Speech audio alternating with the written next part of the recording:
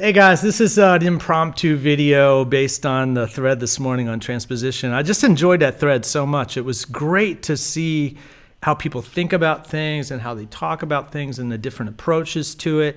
And it just really became clear to me that there's all these levels of transposition. So when somebody says I'm transposing, we kind of don't really know what they mean because there's all these ways to transpose. So I just would like to walk through a tune and talk about the different levels of transposing just to bring some clarity to this vocabulary-wise, right? So let's just take a look at giant steps. So the first thing I know about giant steps, for me is, I played tenor for 40 years, man. So I don't want to play this in concert key. I don't want to play it in B. This is concert E flat for giant steps, and it's a tricky tune. It's a lot going on there, and I typically see the first chord as being C sharp. So the first level of transposition would be, able to look at the chords like B, D, G, and B flat, and then immediately know that, okay, I'm going to put them all up a whole step. So that's like C sharp, E, A, and C. That would be the first thing to do.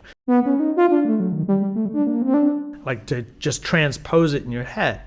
That's okay. You can do that for sure. And that's a skill that you want if you're playing out of real books all the time, or you're playing a bunch of gigs and people are, have charts and they're in concert key. That's going to be a great skill. But, we can take this, and I can just put my iReal Pro in B flat. And now I'm looking at the changes in the right key, which is like a blessing. And then I can take my EWI, so there's a way to transpose the EWI globally. You just use this transpose button. You can put it any key. Mine's pretty much always on B flat. I know Haynes, stepped up and said, I'm an E flat guy,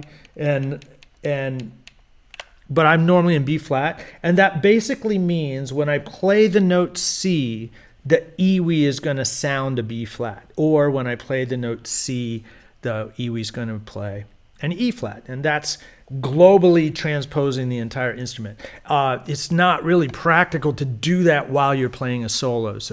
So that's I'm going to set that, and then I'm good for the whole tune, right? So the next thing we can do, so we can play giant steps, playing the chords the way they appear. And I've got this at a slower tempo, and at the end I'll play a little faster, I guess. But here, I'll just go through playing the chords as they are.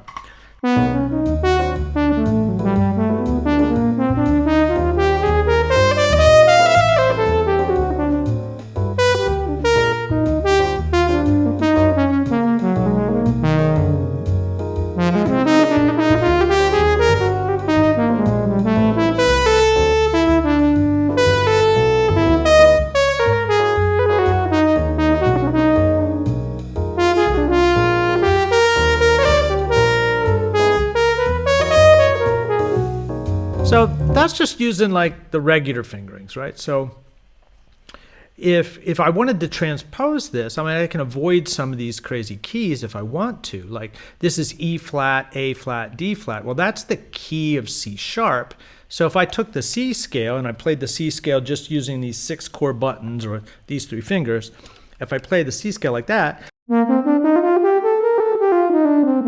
I can use either one of these 2 keys, this E flat key or the G sharp key, to slide the whole scale up a half step. So here's C major up a half step. So all the places in the tune where it's this D flat, or the 5-1 to D flat, or the 2-5-1 to D flat. All of these, here's another one, 2-5-1 to D flat. All of those, I could just play C with my little finger down. I'll try to remember to just use my right hand little finger to transpose that, right? And so I could do that. Then I could escape the G sharp. I kind of like to avoid G sharp on EWI if I can, if it's convenient to. I'm probably going to do it. So this E to A, I'd rather play B flat major here. So that's a transpose down. If I take B flat major, once again, I'm just using the 6 chord buttons, but if I can transpose that down, that gives me a really nice fingering for these 2 measures, which happen, right? Here's the 2-5-1 to A, I can use it there. Here's another 2-5-1 to A, I can use it there. And that's kind of it. Then the C to F, And there's just really no keys I like more than F, so that's going to stay in place, right? So I'm going to take another solo, and this time you'll be able to see like when I transpose up and when I transpose down, and I will transpose for all of them, right? So here we go. I'm going to start.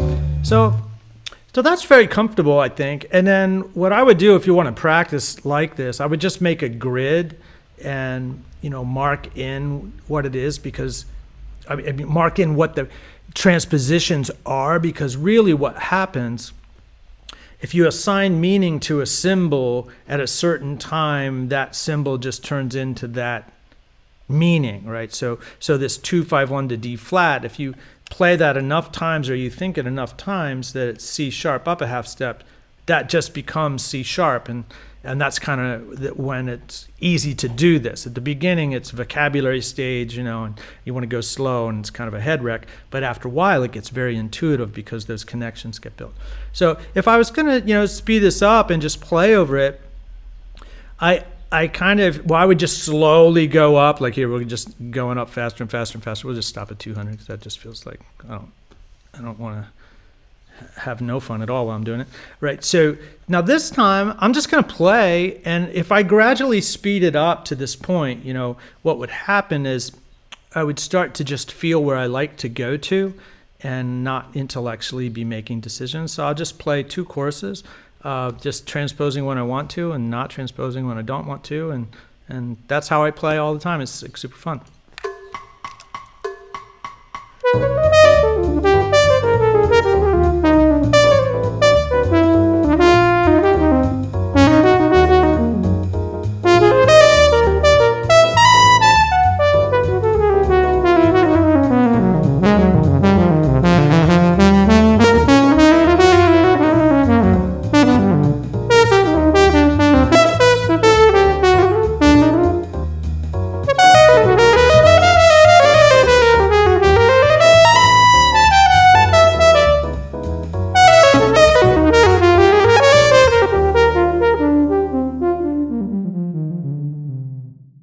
Yeah, so to me, I just want to try to get free, and anything that helps me is going to be good.